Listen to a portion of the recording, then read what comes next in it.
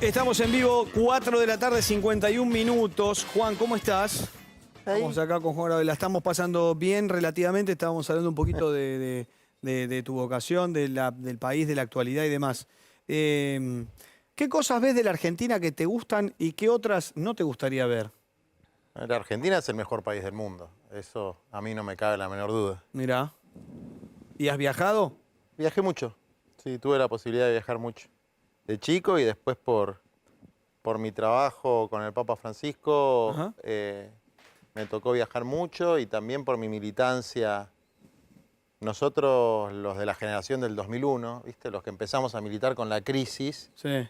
la idea de la unidad latinoamericana, de la patria grande, para nosotros es muy importante, ¿no? Creemos que no hay destino para la Argentina sin unidad latinoamericana y que en la Argentina, particularmente los porteños, yo nací en la ciudad de Buenos Aires, ya no vivo, siempre miraron a Europa o a Miami y les costó mirar a Paraguay, a Perú, a Bolivia, incluso a Brasil. Se los miraba un poquito de arriba del hombro. Y por ahí perdimos esa dimensión latinoamericana y eso nos hizo daño. Imagínate si hubiésemos tenido a Latinoamérica unida para enfrentar la pandemia, hubiese sido muchísimo mejor, hubiésemos podido negociar las vacunas de conjunto, por ejemplo. ¿Y por qué Argentina es el mejor país del mundo? Primero Y a la porque vez, es nuestra patria, ¿no? Sí, seguro, está bien, ya sé. Pero digo, y a la vez, y coincido que tiene mucha riqueza, que tiene muchos paisajes maravillosos, que tiene un territorio fantástico y todo, y a la vez nunca nos podemos transformar en la potencia que debiéramos ser para Latinoamérica. ¿Por Y qué? es cierto, y la verdad es que hay combinación de cosas. Algunos problemas que tenemos como sociedad, particularmente que nos cuesta mucho hacernos cargo colectivamente de los errores y los fracasos, siempre es la culpa del que está al lado, ¿no? Del que está enfrente. Nos hemos vuelto menos solidarios, un pueblo que históricamente fue solidario se fue poniendo más mezquino, más intolerante, también porque sufrimos cosas terribles, ¿no? O sea, la Argentina entró en un proceso de degradación muy fuerte a partir de la dictadura militar, a partir de 1976. Todos los indicadores lo marcan. Los indicadores de empleo, de desarrollo humano, de crecimiento económico, de endeudamiento. Y después tuvimos momentos mejores y momentos peores, pero en una especie de espiral descendente. Cuando parecía que íbamos a salir, volvíamos a caer. Cuando salíamos de la pobreza, volvíamos a caer. Cuando salíamos de la deuda externa, que fue un lastre tremendo, Macri nos volvió a llevar. Y cuando parecía que podíamos volver a asomar la cabeza, llegó la pandemia. Entonces hay una combinación de situaciones. Pero bueno, ahora es un nuevo mundo, hay un nuevo país que construir y hay que mirar el futuro con esperanza y con deseo de transformar las cosas. Empezando por los últimos, eso que dice el presidente está bueno, yo creo que le falta una parte, que es que para empezar por los últimos, algunos de los que están primeros se va a tener que correr, ¿no? Porque si siempre están primero los mismos, estamos jorobados. O sea, si los primeros no quieren ceder ningún privilegio, va a ser difícil equiparar la sociedad. Te hago una observación barra pregunta. Vos decís que el argentino siempre dejó de ser solidario y siempre la culpa es del otro. Sí. Pero lo primero que hacen los políticos todos, del partido que fuera, es echarle la culpa al otro por su gestión para, en su campaña, yo voy a ser mejor cuando tome el gobierno. Y cuando toman el gobierno, la culpa siempre es del otro. Voy 50 años para atrás, no ni del actual, ni del anterior, ni del anterior, ni del anterior, pero digo, o sea, le pedimos a la ciudadanía, le pedimos, digo, dentro de tu speech, que no sea así y quienes nos gobiernan son así. Yo no le pido nada a nadie, yo hago una caracterización. ¿Pero entendés lo que digo, no? Sí, sí, yo hago una caracterización de la sociedad, digamos, ¿no? Yo soy parte del pueblo y tengo las mismas virtudes y defectos que nuestro pueblo. Nunca ocupé un cargo público ni político en mi vida y me siento parte de un pueblo que tiene sus partes heroicas y maravillosas y sus miserias. Y una de las miserias es que efectivamente no nos hacemos cargo y que esta cuestión de depositar la responsabilidad en los políticos, y es una forma también de sacarse la propia responsabilidad que uno tiene, porque la sociedad es la suma de sus partes, ¿no? No es solamente la calidad de sus dirigentes. Y en eso no sé, por ahí no es simpático. Esto no en general los políticos no te van a decir una cosa así. Yo no escucho muchos políticos diciendo a la sociedad tenemos que mejorar todos como sociedad, porque eso no cae muy simpático. Y yo creo que es una sociedad que estamos, digamos, ahí también vuelvo al Papa, que de una crisis como esta o salimos mejores o salimos peores, todos y todas, pero iguales no salimos. Y salir mejores es dejar de pensar que la culpa de mis problemas la tiene uno que está fuera de mi campo visual o el que está abajo, ¿no? Y empezar a pensar que esos problemas que tengo yo son parte de los problemas de una sociedad que está enferma en su conjunto, que nadie puede ser feliz ni realizarse en una sociedad que tiene un 50% de pobres. O sea, es imposible. Pero es imposible salir bien de ahí. No se puede salir bien. No se puede salir bien de ahí. Bueno, pues hay que trabajar para revertir eso. Hay una persona que está escuchando y dice, pero escúchame, yo no hice, está bien, la pandemia le pegó al mundo. Yo no hice nada. Sí. Fundí mi negocio, no pude laburar, me pasó esto, me pasó lo otro, ahora me estoy recomponiendo, encima hay más pobreza, hay menos laburo, más inflación, el dólar, bla, bla, bla, bla. Ese loop constante que es Argentina, claro, que da vuelta, que da vuelta, que da vuelta. ¿Cómo le explicamos a ese qué pasó? Ese forma parte de los caídos, ¿no? Forma parte del pueblo que sufre. Pero después hay otros sectores. Pero por eso, ¿qué hizo mal ese ciudadano? Nada. No. Cuando uno habla de la sociedad, no habla de los individuos en particular, sino habla del conjunto. Ajá. ¿No? ¿Cómo pensamos colectivamente? ¿Cómo accionamos colectivamente? Sí, habla del conjunto, es decir, la conducta colectiva de nuestra sociedad. Pero particularmente, ese señor al que vos me planteás, desde luego es alguien que, como la mayoría, hemos sufrido, pero hay una minoría que nunca sufre nada, que nunca tiene ningún problema, que siempre va mejor, que siempre acumula más, que gana con las pandemias, que gana cuando no hay pandemia y que nadie le toca un dedo, nadie le sopla la oreja. Y son los privilegiados, son los que concentran la riqueza. ¿Sería el impuesto a la riqueza? El impuesto a la riqueza es una medida muy moderada. Sería digamos, ¿no? El impuesto a la riqueza que se terminó aprobando para esa minoría que decís que le va siempre bien. Sí, que tendría que ser un impuesto permanente como se plantean los países avanzados, porque acá los ricos y poderosos quieren ser como Australia, pero no quieren pagar los impuestos que se pagan en Australia, no quieren que... ¿Pero los ricos de acá pagan poco impuesto? Los ricos, poquísimo. Poquísimo. ¿Y las pymes pagan muchísimo impuesto, pero los ricos pagan nada. ¿Está desfasado, decís vos? ¿Debería ser más para los ricos y menos para las pymes? Es increíble los impuestos que pagan las pymes. Los impuestos que pagan las pymes no se puede creer. Que la pyme tenga que pagar las mismas cargas patronales que Techín, que Artear, que después Artear reciba el ATP, ¿viste? Ese que le pagan la mitad del sueldo. Sí.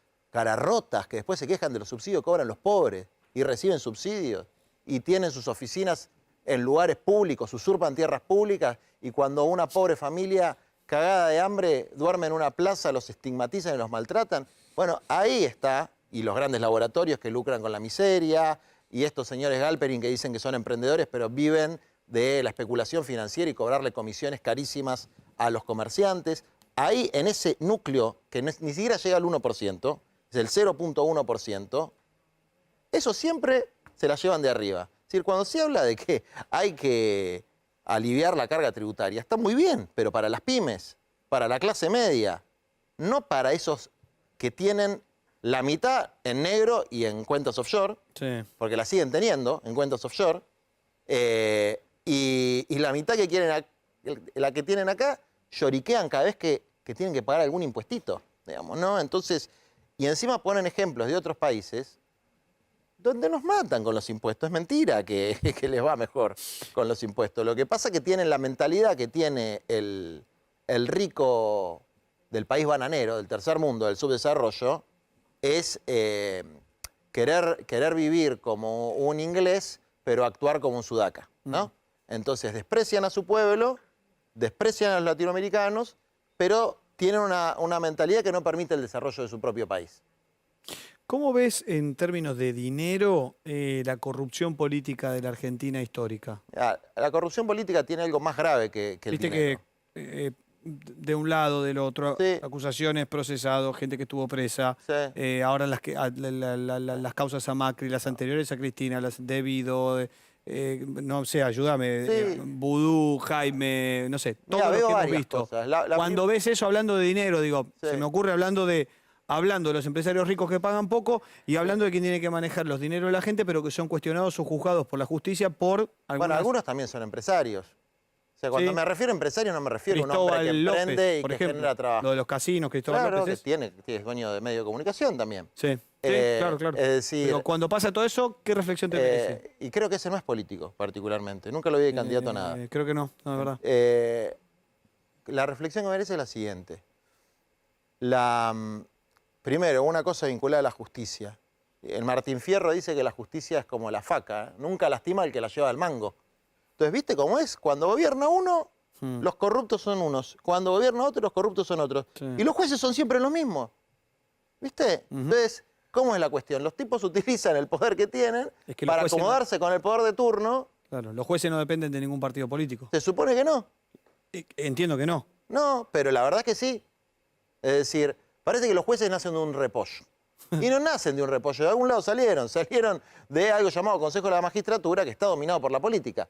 Y acá tenemos un problema muy serio, que la corrupción y la impunidad no se va a terminar mientras tengamos jueces que obedecen al gobierno de turno, o al poder de turno, o a los medios de comunicación, o a lo que fuera, digamos, y no gobiernan conforme al derecho, digamos, no gobiernan con el imperio de la ley, que es, mis fallos son de acuerdo a la ley, no si me cae bien Macri, Cristina o quien sea. Entonces, acá tenemos un problema de base. El primer problema es la corrupción de quienes tienen que juzgar a los corruptos, ¿no? Si los que tienen que juzgar a los corruptos son corruptos, siempre va a haber corrupción. Si los que tienen que garantizar la seguridad son delincuentes, siempre va a haber delincuencia. Entonces, ahí hay un primer foco de corrupción permanente que podríamos simbolizar en Comodoro Pi. Primer foco. Segunda cuestión, la corrupción política. Más allá de lo que significa en cantidad de plata, ¿no? Porque los estudios dicen que la mayor proporción de la plata tiene que ver con la corrupción económica, es decir, la evasión, el lavado de activos, etc. Pero la corrupción política desmoraliza el Estado, desmoraliza lo público. Y cuando esa corrupción se ejerce en gobiernos que tienen que defender al pueblo, es decir, gobiernos que dicen que practican la justicia social, es doblemente grave. Y cuando ocurre en un movimiento sindical o social, es triplemente grave, porque si quienes decimos, y me incluyo, que defendemos a los de abajo, no predicamos con el ejemplo de una vida sencilla y sin hacer cuestiones que no son morales, desvalorizamos nuestras propias banderas. Entonces, desde luego que es gravísimo. Y desde luego que eso en la Argentina del futuro no tiene que haber un solo corrupto, y el que accede a un cargo del gobierno no solamente tiene que ser absolutamente honesto, sino que desde mi punto de vista tiene que vivir con simplicidad y austeridad, y que tiene que trabajar a destajo. Pero vos me estás proponiendo algo que sucede en Suecia, donde los políticos o los senadores o los legisladores Es un buen modelo de país. viven, por eso digo, viven en un tres ambiente, no son famosos, rinden cuentas como tal, se les juegan cosas menores. La clase política argentina demuestra que viven en mansiones, que no sabemos de dónde sale el dinero, que hay muchos después de mucho tiempo de persecución por el juez que sea de turno, ¿no? Como bien dijiste anteriormente, terminan estando presos o juzgados. Es decir, pareciera que llegan al poder para corromperse con el dinero de la gente. Es un buen modelo de país Suecia, pero yo quiero insistir con algo, porque si no... Te tiré Suecia por tirarte, ¿no? No, es uno de los países que me parecen modélicos a mí, o sea, que es ejemplar. Me acordé por eso, dijiste que los tipos viven en un tres ambiente. En Suecia hay políticos suecos, empresarios suecos, ciudadanos suecos y periodistas suecos. Ahí vamos con los periodistas, vamos con tu gremio. Sí. Digamos, el nivel de sobres que andan recorriendo las producciones de los programas periodísticos es tan grave y alarmante como el que recorren algunos despachos de funcionarios, ¿eh? Es decir, depende en qué línea editorial me encuadro, quién me garpa, denuncio a tal, hablo de cuál o blindo al otro. Entonces, así como no todos los periodistas son iguales, no todos los políticos son iguales, no todos los empresarios son iguales, si uno no puede agarrar un caso, extrapolarlo y decirle que todos son iguales, pero hay un problema que ya está bastante arraigado en la cultura de nuestro país, que es el famoso saltearse de la fila y agarrar algo por abajo de la mesa. Bueno, entonces eso no se cambia con el dedito acusador, se cambia con el ejemplo, para mí, ¿no? O sea, yo creo que se cambia más que poniéndose la gorra y diciendo es este, porque yo soy impoluto. Se cambia con el ejemplo de uno, por lo menos lo que yo le trato de transmitir a mi generación. Es decir, preocupate más por la viga en tu ojo que por la paja en el ojo ajeno. Preocupate más por tu propia conducta, digamos. Porque el día de mañana los pibes que hoy tienen 20, 25, 30, 35 van a gobernar. Sí, pero vos te preocupás por esos pibes y listo, hagamos nuestro laburo bien. Sí. Pero no podés dejar de denunciar todo lo otro que está mal, de hecho lo estás haciendo. No, denunciarlo sí. Digo, pero che, fulano se nota que está pago, no sabemos dónde viene el sobre, pero viene, tal medio, tal otro. Denunciarlo, pero como parte de un sistema tóxico, porque si no, uno empieza a caer en las funcionalidades. Digo, denunciarlo para no ser eso. Sí, pero denunciar el problema, no siempre a la persona. Porque ¿qué pasa? Porque si no, yo denuncio a uno, pero no denuncio al otro porque estoy más cerca políticamente, ¿no? Eso pasa también, porque uno, digamos, está parado en una determinada posición, una visión de la realidad. Es decir, yo macrista no voy a ser nunca, y si vos me preguntás cuál es el campo político más dañino en la Argentina de hoy, te digo lo que está representado en el gobierno de Macri. Ahora, yo sé que en el campo contrario, que es el campo con el que yo me identifico, al que voy a votar en las próximas elecciones, que es el Frente de Todos, hay corrupción, hay inoperancia, hay desidia, hay falta de preocupación por la gente. Yo sé que todo eso pasa. Ahora, también sé que es muchísimo mejor este campo que lo que fue el macrismo. Entonces, convivir con esa complejidad que tiene la vida, que es la complejidad de la vida, donde no es blanco-negro, ni unos son muy buenos, ni los otros son muy malos, bueno, es algo que también, en esta visión muy maniquea que tenemos los argentinos, que es la grieta, ¿no? La visión maniquea. Los míos son buenos, los tuyos son malos, ¿no? Sí. Bueno, empezar a ver las complejidades y los matices también es parte de la tarea que tenemos que hacer como pueblo. Pienso que en la grieta la gente capaz que entiende que capaz que ni uno debe ser tan bueno ni el otro debe ser tan malo. Eso es lo importante que tenemos que entender. O sea, ni uno es tan bueno ni el otro es tan malo. Ni uno es tan bueno ni el otro es tan malo. Después puede pensar, como pensaba, yo tengo más afinidad con este, aunque tiene sus errores, pero nunca estaría del otro lado. Eso sí. Los argentinos podríamos, como sociedad, lo que vos decís, convivir con una utopía, te voy a decir, ¿no? Sí. Una utopía y casi una estupidez. Recién mencionamos Suecia. Nosotros podríamos ser gobernados por políticos que no fuesen de nuestro país para no caer en esta idiosincrasia de no quiero ni uno ni más bueno ni malo, sino que quiero algo neutro que nos ordene y nos lleve por donde nosotros no sabemos cómo llevarlo. Pues decís que como que nos pongan un virrey sueco. Ponele. No sé, habría que experimentarlo, digamos. En general, los países... Es una utopía y una estupidez, a los países que tuvieron gobiernos coloniales... Pero digo, viste que somos histéricos, raros, caóticos, inteligentes, creativos. Argentina es toda una mezcla. Podemos tener... Belgrano quería poner un emperador inca. Era una idea buenísima. Sí. Pero los incas eran de acá. En general, los países que trajeron gobiernos extranjeros, las colonias, India, por ejemplo, Sudáfrica, muy bien no le fue. Sí. Digamos, ¿no? Vos fijate cómo se está prendiendo fuego Sudáfrica hoy, fue una colonia inglesa durante muchísimos años. Yo digo esto como una utopía porque lo mejor sería que mencionando los jueces que no nacieron de un repollo, no respondieran a los intereses del que está de turno, sino que fueran más neutros. Y quienes gobiernan nuestra economía, nuestras cosas, nuestros laburos, nuestra pobreza, no... digamos, fueran más neutros todos. No es raro lo que digo. Porque tampoco nacen de un repollo. Lo que hay que hacer es perfeccionarnos y mejorar y aprender de las lecciones históricas que tenemos como pueblo. Hay cosas que tenemos que aprender. Sí. Por ejemplo, Fondo Monetario Internacional. Fondo Monetario Internacional. ¿En qué año empezaste 100% lucha? 2010. 2006 al 2010. Bueno, 2005 se cerró, creo que se pagó todo el fondo, chau fondo. Mis hijos se criaron sin saber lo que quería decir la palabra Fondo Monetario Internacional. Yo empecé a militar en un país que se cayó a pedazos por el Fondo Monetario Internacional. Y volvió el Fondo Monetario Internacional. Y lo permitimos. Y ahora vos, los pibes nuestros, tienen una mochila de 44.000 millones de dólares encima y eso lo permitimos como pueblo. Esto no es responsabilidad nada más de Macri. ¿En qué lugar colocás ese problema en la Argentina en un top 10? Estratégicamente, segundo.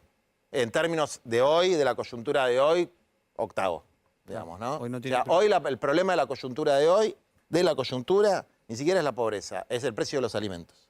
O sea, hoy eso y las vacunas son los dos principales temas de la lista. Hoy, acá los próximos 6 meses, lo que hay que garantizar es que la gente pueda comprar la comida, los alimentos, todos, los pobres, los sectores medios, y que se pueda vacunar. Ahora, bueno sería que gobiernen los que están o los que estuvieron y el que esté, tuvieran un poco de dosis jugando con esta utopía de los suecos, tuvieran un poco de esa dosis para no corromper tanto cuando se llega al poder y no caer en estas cosas, ni en un fondo monetario, ni en los precios de los alimentos, ni en depender de la vacuna de otro, que Argentina sea cada vez más potencia a nivel internacional y latinoamericano, y tener una moneda, o sea, hay como muchas patas, una moneda más fuerte, que nos dé mejor educación, que nos dé más estabilidad, que nos dé más trabajo. Te voto.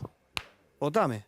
Yo no soy nada, no milito en mi vida, no soy un ciudadano normal, me gusta leer un poco, no tengo idea de nada. Te pregunto si ese sería el ideal. Bueno, hay que involucrarse, Vos estás planteando algunos puntos que son puntos centrales en la Argentina. Entonces, el pueblo también le tiene que exigir a sus gobernantes, porque cuando el pueblo exige, la política obedece, digamos.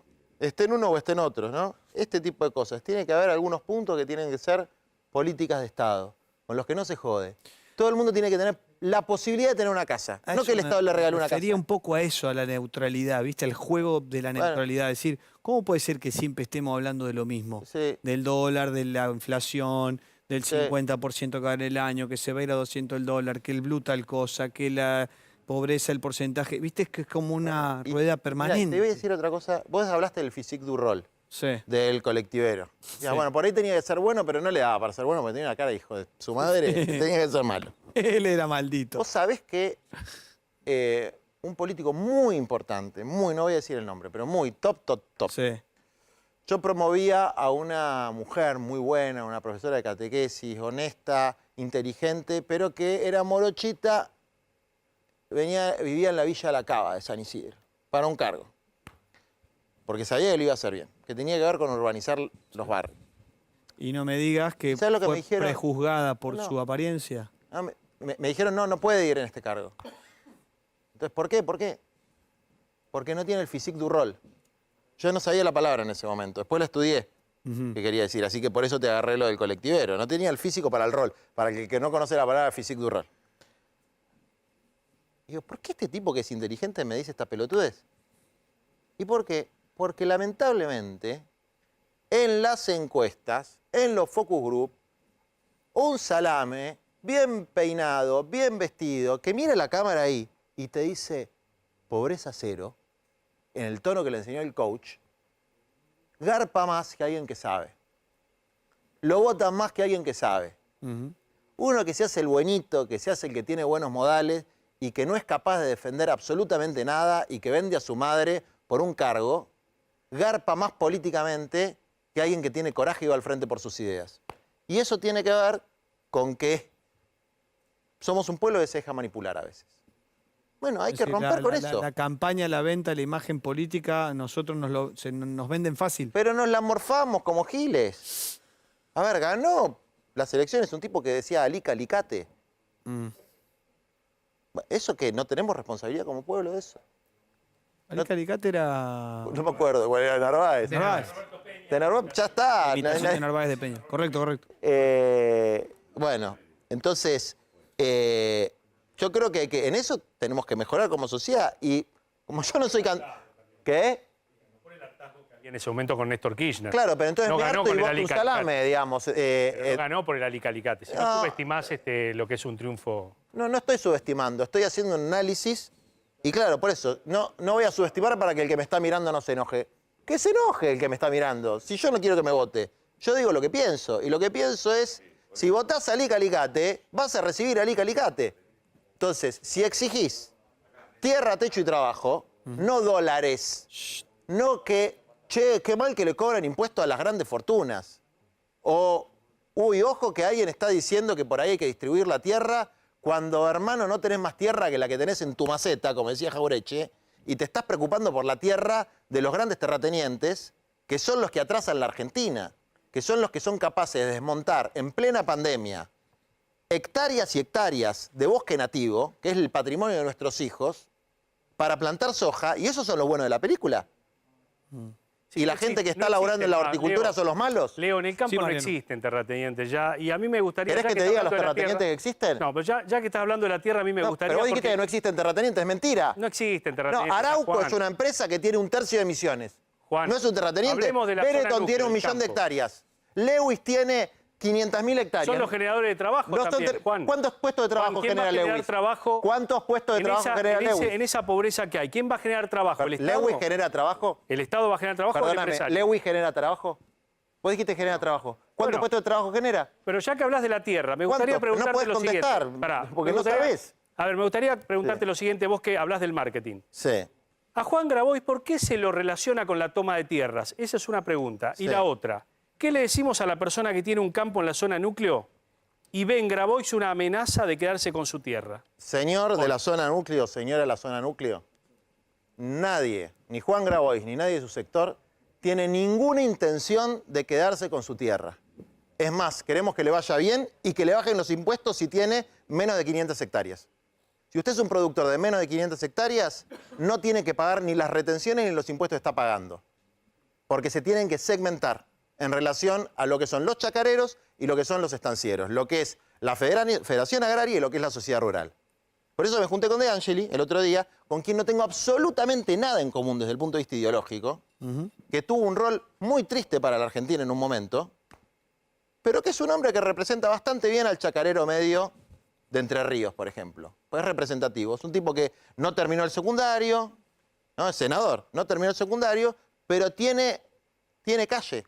Sabe cómo funciona una máquina, un tractor, una trilladora, es Tiene gente de calle, campo como tiene- mis abuelos. Tiene campo, sí. Y tiene campo. Sí, sí. Sabe por qué hay que... Bueno, sabe. ¿Y te juntaste con él para Me qué? conté- ¿Por qué? Porque él coincide conmigo de que nosotros tenemos que crear por lo menos 200.000 chacras mixtas en la Argentina y para eso hay que redistribuir la tierra. Parte tierra fiscal, parte será tierra que tenga que comprar el Estado, digamos. Ahora, eso no quiere decir que nadie le va a tocar media hectárea a ningún chacarero en la Argentina. Ahora, yo no estoy de acuerdo con que haya alguien que tiene 1 millón de hectáreas. Eso no pasa ni en Estados Unidos, ni en Australia, no en Nueva Zelanda, ni en Inglaterra. Nadie tiene 1 millón de ¿Cómo hectáreas. es? Esa persona la compró y se la vendió a alguien. ¿No debería poderse? ¿Vos deberías tener un tope? Si yo quiero Exactamente. comprar, no, acá no puedes comprar más de esto no se puede comprar. Depende de la zona. Comprar para hacerte otro Exactamente. negocio. Y menos. ¿Pero eso está estipulado en Disculpe, Argentina? Perdón la ignorancia, ¿eso No. está estipulado? Estuvo estipulado y lo sacaron. Por ejemplo, Entonces, ¿esa persona que los compró en buena ley? sí los compró y yo no digo que hay que sacárselos. Ah. Yo digo que hay ¿Que que tiene que pagar impuestos por eso? tiene que pagar impuestos progresivos. Mientras más tenés, más pagás. Pero vos como decís en cualquier que país del tiene, mundo. el que tiene más de 500 que pague más. Que pague más y que tenga la opción de venderlo. O sea, los compraste, legal, te los permitieron, y esa persona puede quedárselos pagando más Sí, impuestos o pero tiene que venderlo. pagar muchos impuestos. No va a tener ganas de quedárselo. Va a tener ganas de distribuirlo ¿Y para que eso mucha por gente qué? lo pueda Porque vos decís trabajar. que tiene que ser más equitativo esa Lógico, compra, tiene que tener un porque- tope. Pero tiene que tener un tope, primero porque Lewis tiene tierras en... ¿Quién es Lewis? Yo no sé quién es. Lewis es un empresario Explicame. británico, Sí, es un empresario británico, muy amigo de Macri. sí. Igual también estuvo en la época de Cristina, ¿eh? No digo que sea culpa de Macri, lo que pasa es que Macri fue a, bueno, Bueno, a ponele que vivir es ahí. amigo de todos. Pero o es nadie. amigo de Sí, todos. que- Pero tiene un helipuerto bien cerquita de las Malvinas. A ver, en ningún país permiten el nivel de extranjerización de la tierra que hay en la Argentina. Nosotros tenemos que defender lo nuestro. Viste que está la discusión de si Putin, si los chinos, si la Pfizer. Sí. Bueno, nosotros no tenemos que defender ni a los chinos, ni a los rusos, ni a los británicos, ni a los norteamericanos. Tenemos que defender a los argentinos. A lo sumo a los latinoamericanos. Entonces, bueno, las tierras tienen que estar en manos de los argentinos, de los chacareros argentinos, de los que quieren trabajar la tierra en la Argentina. Hay 50.000 horticultores en la Argentina que son los que te dan la lechuga, las frutas, que nosotros tenemos en nuestra organización 10.000 familias organizadas, que no son dueños de su tierra y que como no son dueños de su tierra y tienen que arrendar, no pueden armar las cooperativas de comercialización y por eso están tan caras las frutas y las verduras. ¿Por qué? Porque los que producen los alimentos que comemos en la Argentina no tienen 2 hectáreas de tierra para trabajarlo. ¿Por qué no tienen posibilidad esas personas de tener acceso a la tierra? ¿Por qué los hijos de los que están acá, salvo que alguno herede o sea millonario, no se va a poder comprar un terrenito? Un terrenito, no te digo ni siquiera una vivienda. ¿Quién tiene $100.000 o $60.000 para comprarse un terreno en el conurbano, que es lo mínimo que vale un terreno en el conurbano? $60.000. ¿Quién tiene esa plata? 6 millones de pesos. Yo no conozco a nadie. Entonces, la Argentina que no le da oportunidad de tener un pedazo de tierra para vivir a sus hijos o una chacra para cultivar a quienes la quieren cultivar, es una Argentina que no tiene futuro. Te hago la última. Gracias por haber venido. No, por favor. ¿Cómo califica para vos Alberto Fernández como presidente en la historia? Viste que hay mucho titular, sobre todo de la oposición, es el peor muchos dicen es el peor presidente de la historia.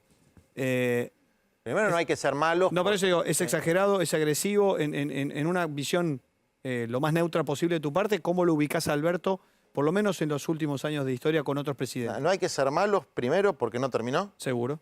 ¿no? Entonces, así que hay que evaluarlo cuando termine. Segundo, porque le tocó una etapa muy difícil para gobernar, donde hay que hacer el balance más adelante, porque ahora, sobre todo ahora que estamos en el cierre de listas y qué sé yo, los balances son un poco mal intencionados. Entonces nadie tenía un manual de cómo gobernar en el marco de una pandemia. Y entonces no hay que apresurarse con ese juicio. Si vos me preguntás, hoy yo creo que hay cosas que se hicieron bien, cosas donde hubo muy buenas intenciones pero salieron mal, y otras cosas a las que no se les prestó la atención suficiente, pero claramente yo lo caracterizo como un gobierno de transición. Es decir, Todavía no lo podría juzgar. no podría Ni ser un bien juicio ni mal, definitivo. digo. Juicio definitivo. Tengo un análisis, juicio parcial, porque y en ese juicio parcial veo cosas positivas, cosas que no salieron, que no funcionaron, y cosas negativas. Dentro de las cosas negativas veo, por ejemplo, que si Dios quiere y logramos para fin de año inmunizar a la mayor parte de la población, es decir, que entramos en una etapa pospandemia, creo que se perdió un tiempo valioso para elaborar una estrategia de reconstrucción pospandemia que tenga que ver con una nueva Argentina. Bueno, si eso se retrasa hasta el próximo mandato de gobierno, será una pérdida de tiempo, pero creo que hoy la dirigencia, toda, el oficialismo y la oposición, los movimientos sociales, los empresarios, los sindicatos, todos los que quieren mejorar el país, tienen que pensar en un proyecto para los próximos 8 años. O sea, en un plan, ni siquiera quinquenal, en un plan de 8 años, de 2 periodos de gobierno, que lo tenga que aplicar cualquier gobierno, que sea por lo menos para garantizar lo básico. Que todo el mundo tenga para comer, que todo el mundo tenga un techo para vivir, que quienes quieran cultivar puedan cultivar, y que esta patria hermosa y tan extensa que tenemos no esté toda concentrada en Rosario y su cinturón, en la ciudad de Buenos Aires y el conurbano, Córdoba y algunas otras ciudades más, sino que la población se pueda distribuir más armónicamente en el territorio, ¿no? Y eso se puede consensuar y hay que trabajar en la construcción de ese consenso. Gracias, Juan, por haber venido. No, gracias a vos, Leo. Un placer conocerte. Bueno, vamos, 100% lucha. Muchas gracias, muy amable, ha sido un placer.